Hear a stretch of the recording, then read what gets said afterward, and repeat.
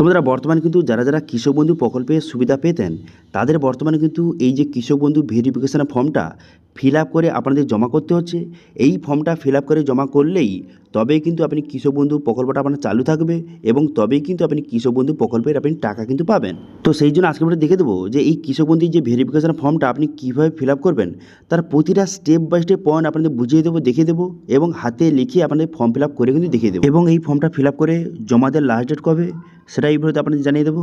এবং সঙ্গে এই ফর্ম ফিল আপে কোন ভুলগুলি একদম করলে চলবে না, সেই ভুলগুলি যদি আপনি করেন সেক্ষেত্রে কিন্তু আপনার ফর্মটা রিজেক্ট বা বাতিল কিন্তু হয়ে যেতে পারে। এবং সঙ্গে ফর্ম ফিল আপটা কীভাবে করবেন, ফর্মের সঙ্গে কী কী ডকুমেন্টস অ্যাটাচ করবেন, কোথায় ফর্মটা জমা করতে হবে, ফর্মটা আপনি কোথায় পাবেন সেটাও জানিয়ে দেবো। এবং সঙ্গে সবথেকে গুরুত্বপূর্ণ কথা যে বর্তমানে যারা পিএম কিষাণ পেত অথবা যারা কিন্তু পিএম কিষাণও পেত এবং কৃষক বন্ধুও পেত তাদের কি এই ফর্মটাকে ফিল আপ করতে হবে, অথবা একটি পরিবারের স্বামী এবং স্ত্রী কিন্তু উভয় কৃষক বন্ধু পেত, তো সেক্ষেত্রে দুজনকে কি এই ভেরিফিকেশন ফর্মটা ফিল আপ করে জমা দিতে হবে? এবং কেউ যদি অন্নপূর্ণা ভাণ্ডারের টাকা পাচ্ছে বা সুবিধা পাচ্ছে তারা কি কৃষক বন্ধু সুবিধা পাবে? তো এই সমস্ত বিভিন্ন রকম কোশ্চেন কিন্তু রয়েছে। তো সমস্ত কিছু কোশ্চেনের অ্যান্সার এই ভিডিওতে দিয়ে দেবো এবং সঙ্গে এই ফর্মটা সম্পূর্ণ নতুন নিয়ম এবং নতুন পদ্ধতির মাধ্যমে কীভাবে ফর্মটা ফিল আপ করবেন তার স্টেপ বাই স্টেপ প্রসেস দেখিয়ে দেবো। সেই জন্য ভিডিওটা প্রথম থেকে শেষ পর্যন্ত অবশ্যই দেখবেন মনোযোগ সহকারে। এবং আমাদের চ্যানেলে প্রথমবার ভিজিট করে থাকলে আমাদের চ্যানেলটিকে সাবস্ক্রাইব করে রাখুন এবং পাশে থেকে বেল আইকনটিকে অবশ্যই প্রেস করে রাখুন। তো চলুন আজকে ভিডিওটা শুরু করা যাক। তো প্রথমে ফর্ম ফিল আপটা কীভাবে করবেন আপনাদের দেখিয়ে দিই, তারপর পুরো আপডেটগুলি আপনাদের স্টেপ বাই স্টেপ জানিয়ে দিচ্ছি। সেই জন্য ভিডিওটা স্কিপ না করে প্রথম থেকে শেষ পর্যন্ত দেখতে থাকুন। দেখুন বর্তমানে এই যে অ্যানেক্সারি 1 ফর্মটা আপনাদের জমা করতে হচ্ছে। এবার ফর্মটা কোথায় পাবেন? ফর্মটা হয় বিডিও অফিস অথবা পঞ্চায়েত অফিস থেকে কালেক্ট করতে পারেন, অথবা আপনাদের সুবিধার্থে ভিডিও ডিসক্রিপশানে কিন্তু প্রোভাইড করে দিয়েছি, সেখান থেকেও আপনি ফর্মটা ডাউনলোড করতে পারেন। ফর্মের উপরে কিন্তু লেখা রয়েছে যে কৃষক বন্ধু নতুন প্রকল্পের ক্ষেত্র সমীক্ষা ফিল্ড ভেরিফিকেশনের জন্য যাচাইকরণ ফর্ম। এবার এই ফর্মটা আপনাদের ফিল আপ করতে হবে। আচ্ছা, এখানে অনেকের কোশ্চেন যে এটা কি যারা কৃষক বন্ধু নেই তাদের অ্যাপ্লিকেশনের জন্য নতুন ফর্ম? তাদেরকে বলে কি না, এটা নতুনদের জন্য নয়, যাদের কিন্তু অলরেডি কৃষক বন্ধু রয়েছে তাদের ভেরিফিকেশনের ফর্ম এটা, তাদের কিন্তু ভেরিফিকেশান চলছে বর্তমানে। তো সেই জন্য এই ফর্মটা ফিল আপ করে জমা করতে হচ্ছে। নতুনদের জন্য কিন্তু খুব শীঘ্রই ফর্ম বেরোবে, ফর্ম বেরোলে আপনাদের জানিয়ে দেবো, ঠিক আছে? আচ্ছা, সর্বপ্রথম এখানে বলে দিয়েছি যে কৃষক বন্ধু আইডিটা আপনাকে বসাতে হবে। এবার কৃষক বন্ধু আইডিটা কোথায় পাবেন? এটা কিন্তু খুব সহজে আপনি অনলাইন থেকে আপনার আধার নাম্বার অথবা ভোটার নাম্বার বসিয়ে খুব সহজে অনলাইন থেকে কৃষক বন্ধু আইডি নাম্বারটা পেয়ে যাবেন এবং সেই আইডি নাম্বারটা এখানে বসিয়ে দেবেন, ঠিক আছে? এরপর বলা হয়েছে যে ক্রমিক সংখ্যা সিরিয়াল নম্বর, এটা আপনাকে বসাতে হবে না, এটা কিন্তু অফিসার বসাবে। আপনি যখন ফর্মটা জমা করবেন অফিস কিন্তু সিরিয়াল নাম্বারটা বসিয়ে দেবে, ঠিক আছে? এবার চলে আসি ফর্ম ফিল আপে। এখানে 1 নম্বর কী বলা হয়েছে? এখানে বলা হয়েছে যে কৃষক বন্ধুর রেকর্ডে যে নামটা রয়েছে অথবা আপনার ব্যাঙ্ক অ্যাকাউন্টে যে নামটা রয়েছে সেই নামটা সঠিকভাবে বসিয়ে দেবেন। সবগুলো ইংলিশে ফিল আপ করবেন এবং বড় হাতের অক্ষরে।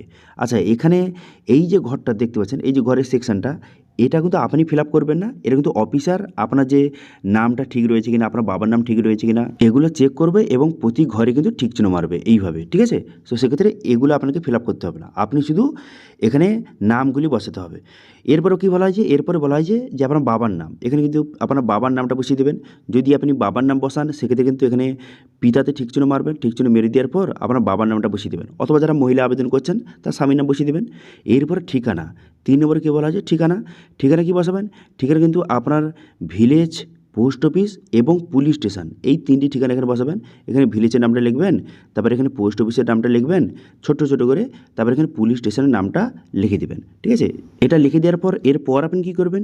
এরপর বলা হয়েছে জেলা বা ডিস্ট্রিক্টের নামটা কিন্তু এবারে বসাতে হবে। সেই জন্য আপনার জেলা বা ডিস্ট্রিক্টের নামটা সঠিকভাবে কিন্তু এখানে লিখে দেবেন, ঠিক আছে? সঠিকভাবে কিন্তু আপনি লিখবেন, সবগুলো কিন্তু ইংলিশে বড় হাতের অক্ষরে কিন্তু লিখবেন। তো সেক্ষেত্রে কিন্তু আপনার ভেরিফিকেশানটা খুব সহজে হবে, আপনার ফর্মটা কিন্তু রিজেক্ট বা বাতিল কিন্তু হবে না। এরপরে কী বলা হয়েছে? এরপর বলা হয়েছে ব্লক। এখানে আপনার ব্লকের নামটা সঠিকভাবে কিন্তু লিখে দেবেন, ঠিক আছে? ব্লকের নামটা লিখে দেওয়ার পর তারপর আপনি কী করবেন? তারপর বলা হয়েছে যে গ্রাম পঞ্চায়েত, এখানে আপনার গ্রাম পঞ্চায়েতের নামটা সঠিকভাবে কিন্তু লিখে দেবেন। দেখতে পাচ্ছেন আমি কিন্তু লিখে দিলাম গ্রাম পঞ্চায়েতের নামটা, এইভাবে কিন্তু সঠিকভাবে বড় হাতের অক্ষরে লিখে দেবেন। এরপর বলা হয়েছে যে মৌজা বা গ্রামের নামটা বসাতে হবে। তো সেক্ষেত্রে আপনার কিন্তু ভিলেজের নামটা সঠিকভাবে লিখে দেবেন, এইভাবে সঠিকভাবে বড় হাতের অক্ষরে কিন্তু ইংলিশে এইভাবে লিখে দেবেন। লিখে দেওয়ার পর তারপর কিন্তু এবার খুবই গুরুত্বপূর্ণ, এখানে কী বলা হয়েছে? এখানে বলা হয়েছে যে বেনিফিশিয়ারি ডিটেলস কিন্তু বসাতে হবে। এবার কিন্তু ব্যাংকের ডিটেলস, প্রথমে কী বলা হয়েছে? যে ব্যাংকের ডিটেলস আপনাকে বসাতে হবে। সেই জন্য এখানে ব্যাংকের নামটা লিখবেন এবং ব্রাঞ্চের নাম এখানে যদি লিখতে বলা হয়েছে, সেক্ষেত্রে ব্যাংকের যে শর্ট ফর্ম লিখে দেবেন ব্যাংকের নামটা এবং সেই ব্যাংকের ব্রাঞ্চের নামটা, যেখানে আপনার বইটা রয়েছে ব্রাঞ্চের নামটা লিখে দেবেন। ঠিক আছে, এরপরে কী করবেন, আইএফসি কোড, ব্যাংকের যে আইএফসি কোডটা সঠিকভাবে লিখে দেবেন এখানে। ঠিক আছে, এখানে কোন ব্যাংকের ডিটেল বসাবেন, যেই ব্যাংকের সঙ্গে ডিবিটি লিঙ্কটা রয়েছে এবং যেই ব্যাংকে কৃষক বন্ধু প্রকল্পের টাকা পেতেন সেই ব্যাংকের ডিটেলস কিন্তু বসাতে হবে। তারপর আইএফসি কোড বসানোর পর তারপর কী করবেন, ব্যাংকের যে অ্যাকাউন্ট নাম্বারটা, ব্যাংকের অ্যাকাউন্ট নাম্বারটা সঠিকভাবে বসিয়ে দেবেন এখানে। বসিয়ে দেওয়ার পর তারপর কী বলা হয়েছে, তারপর বলা হয়েছে যে আধার সংযুক্ত মোবাইল নাম্বার, অর্থাৎ আপনার আধার কার্ডের সঙ্গে যেই মোবাইল নাম্বার লিঙ্ক রয়েছে সেই মোবাইল নাম্বারটা সঠিকভাবে কিন্তু লিখে দেবেন। ঠিক আছে, আধার কার্ডের সঙ্গে যেই মোবাইল নাম্বার লিঙ্ক রয়েছে সেই মোবাইল নাম্বার লিখে দেওয়ার পর এরপরে কী বলা হয়েছে, এরপর বলা হয়েছে যে আধার নম্বর, আপনার আধার কার্ডের নাম্বারটা সঠিকভাবে কিন্তু লিখে দেবেন। ঠিক আছে, আপনার আধার কার্ড নাম্বারটা লিখে দেবেন। লিখে দেওয়ার পর এরপর কী বলা হয়েছে, এবার বলা হয়েছে যে এপিক নম্বর, অর্থাৎ আপনার ভোটার কার্ডের নাম্বারটা সঠিক লিখে দেবেন। লিখে দেওয়ার পর এসি নম্বর, এটা কিন্তু লিখে দেবেন, অর্থাৎ অ্যাসেম্বলি নাম্বারটা। তারপর এখানে পার্ট নম্বর, অর্থাৎ যে আপনার যেখানে ভোট দিতে গিয়েছিলেন সেই যে অংশ নম্বর, পার্ট নম্বরটা সেটা লিখে দেবেন এবং সঙ্গে সিরিয়াল নম্বরটা লিখে দেবেন। ঠিক আছে, তো এগুলো কোথা থেকে পাবেন, এগুলো হচ্ছে ভোটার কার্ডের যে অফিসিয়াল ওয়েবসাইট, সেখানে গিয়ে কিন্তু আপনার ভোটার নাম্বার বসিয়ে আপনি খুব সহজে এই নাম্বারগুলি পেয়ে যাবেন। ঠিক আছে, আচ্ছা এরপরে কী বলা হয়েছে, এরপরে বলা হয়েছে 2026 সালে ভোটের জন্য এএসডিডি তালিকায় কি আপনার নাম রয়েছে, এখানে ইয়েস বা নো লিখবে। এবার এই এএসডিডি মানে কি, এর মানে হচ্ছে যখন এসআইআর হয়েছিল 2026 সালে, তখন যদি কেউ মারা গিয়ে থাকে অথবা অনুপস্থিতির কারণের জন্য সেই এসআইআরে অংশগ্রহণ করেনি, অ্যাবসেন্ট ছিল এসআইআরে, তো সেক্ষেত্রে একটি তালিকা কিন্তু তৈরি করা হয়েছিল যারা যারা অ্যাবসেন্ট ছিল। এবার সেই তালিকায় কি আপনার নাম রয়েছে, যদি হয়ে থাকে সেক্ষেত্রে ইয়েস করবেন, অন্যথায় নো কিন্তু লিখে দেবেন। এরপর বলা হয়েছে যে বর্তমানে এসআইআর ট্রাইব্যুনালে পেন্ডিং লিস্টে কি আপনার নাম রয়েছে, যদি থেকে থাকে ইয়েস করবেন, অন্যথায় নো করবেন।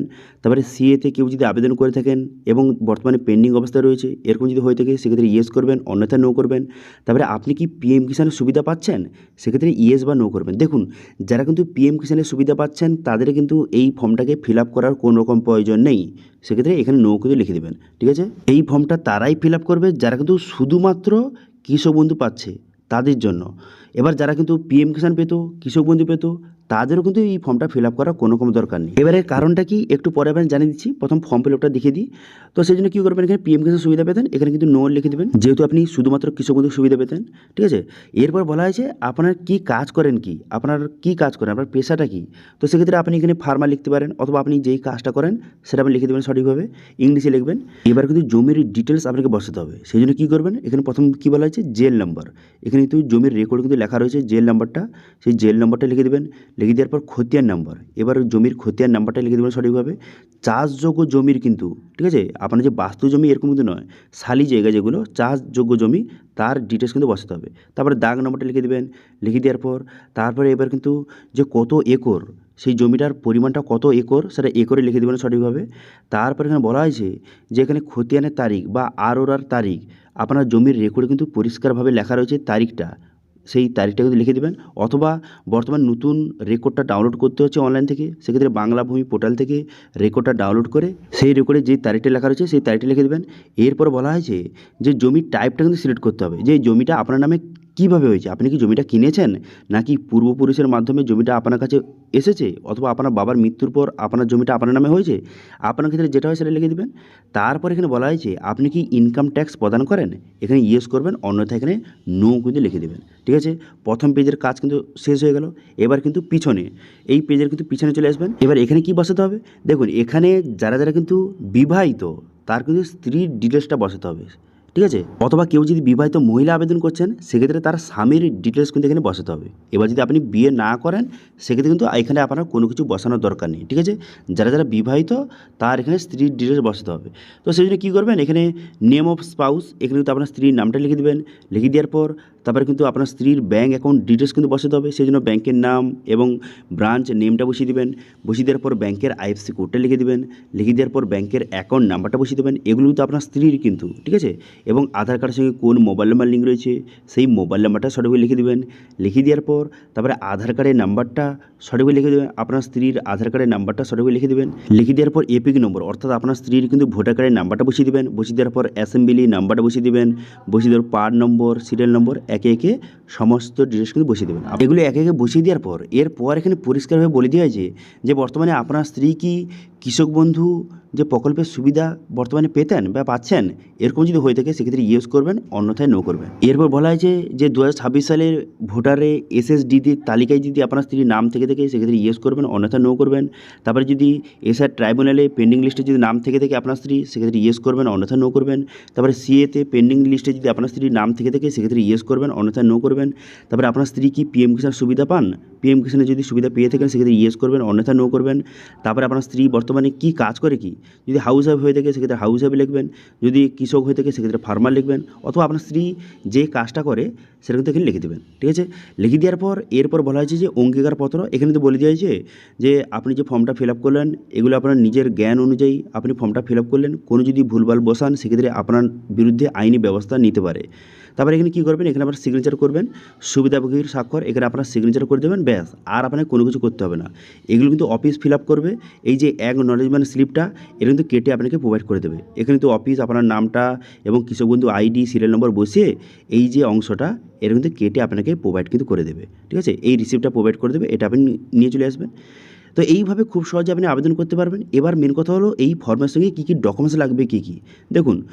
এই ফর্মের সঙ্গে হচ্ছে আপনার আধার কার্ডের জেরক্স, আপনার স্ত্রীর আধার কার্ডের জেরক্স, আপনার ভোটার কার্ডের জেরক্স, আপনার স্ত্রীর ভোটার কার্ডের জেরক্স, আপনার ব্যাঙ্ক অ্যাকাউন্টের জেরক্স, আপনার স্ত্রীর কিন্তু ব্যাঙ্ক অ্যাকাউন্টের জেরক্স, এবং সঙ্গে জমির রেকর্ডে কিন্তু জেরক্স এই ফর্মের সঙ্গে অ্যাটাচ করবেন। এবং সবগুলো জেরক্সের নিচে যে যার সিগনেচার করবে। আপনার জেরক্সের নিচে আপনি সিগনেচার করবেন, আপনার স্ত্রীর জেরক্সের নিচে আপনার স্ত্রী কিন্তু সিগনেচার করবে, করে কিন্তু আপনাকে জমা দিতে হবে। কোথায় জমা দেবেন, বর্তমানে কিন্তু পঞ্চায়েতে ক্যাম্প করে কিন্তু এই যে ফর্মগুলি জমা নেওয়া হচ্ছে। এবার আপনার পঞ্চায়েতে যদি ক্যাম্প করে ফর্মটা জমা নেওয়া হয় সেক্ষেত্রে সেখানে আপনি জমা দিতে পারেন, অথবা যে কিষাণ মান্ডি যে অফিস রয়েছে, ঠিক আছে, আপনার ব্লকে যে কিষাণ মান্ডি অফিস রয়েছে সেখানে গিয়েও এই ফর্মটা আপনি জমা করতে পারেন। ঠিক আছে, জমা করলে আপনার ভেরিফিকেশন কমপ্লিট হয়ে যাবে। এরপর কিন্তু কৃষক বন্ধু যে প্রকল্পটা আপনার চালু থাকবে এবং এই প্রকল্পের সুবিধা আপনি পাবেন। এবার আপনাদের কিছু গুরুত্বপূর্ণ আপডেটগুলি দিয়ে দিই। যেরকম কারো যদি পিএম কিষাণ থাকে সে কি আবেদন করবে, না সে আবেদন করবে না। অথবা কেউ যদি পিএম কিষাণ পেতো এবং কৃষক বন্ধুও পেতো, সে কি আবেদন করবে, না সেও কিন্তু আবেদন করবে না, তাদের আবেদন করতে হবে না, কারণ তাদের কিন্তু অলরেডি ভেরিফিকেশান হয়ে আছে। দেখুন এখন বর্তমানে এই যে কৃষক বন্ধুরাকে পিএম কিষাণের আয়তায় কিন্তু নিয়ে আসা হচ্ছে, সেই জন্য যেহেতু তার অলরেডি পিএম কিষাণ রয়েছে সেক্ষেত্রে তাদের কিন্তু ভেরিফিকেশান করার কোনো রকম প্রয়োজন নেই, সেটা কিন্তু পরিষ্কারভাবে জানিয়ে দিয়েছে। এটা কারা করবে তাহলে, যারা কিন্তু শুধুমাত্র কৃষক বন্ধু পেতেন, শুধুমাত্র পিএম কিষাণ পেতেন না, শুধুমাত্র কৃষক বন্ধু পেতেন, তাদের জন্য এই ভেরিফিকেশান ফর্মটা ফিল আপ করে জমা দিতে হবে। ঠিক আছে, এবার এই ফর্মটা জমা নেওয়ার লাস্ট ডেট কবে, লাস্ট ডেট হচ্ছে 30শে জুলাই। 30শে জুলাইয়ের মধ্যে ফর্মটা ফিল আপ করে আপনাকে জমা করতে হবে। ঠিক আছে, এবার অনেকে কমেন্ট করেছিল যে স্বামী স্ত্রী কি উভয় আবেদন করতে পারবে। হ্যাঁ, উভয় যদি কৃষক বন্ধু পেতো, দুজনে যদি কৃষক বন্ধু সুবিধা পেতো তাহলে দুজনে আবেদন করবেন, দুটি ফর্ম লাগবে।